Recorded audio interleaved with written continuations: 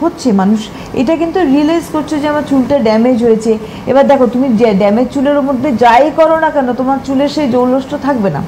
আগে আমার চুলটা রিপেয়ার করতে হবে, তারপর আমার এই যে যেহেতু সামনে পুজো আসছে, ধরো চুলের অনেক রকম কালার বলো ইত্যাদি ইত্যাদি, তার আগে চুলের টেক্সচারটা ঠিক করতে হবে, হেলথটা ভালো করতে হবে।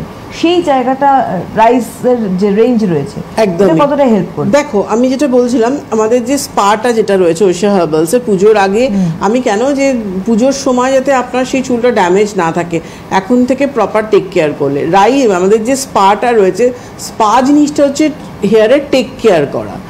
আর আমাদের যে রাইস ওয়াটারের মাস্ক বলো, এটা হচ্ছে মাস্কটা কিন্তু এটা হচ্ছে ট্রিটমেন্ট দিচ্ছে তোমার হেয়ারকে।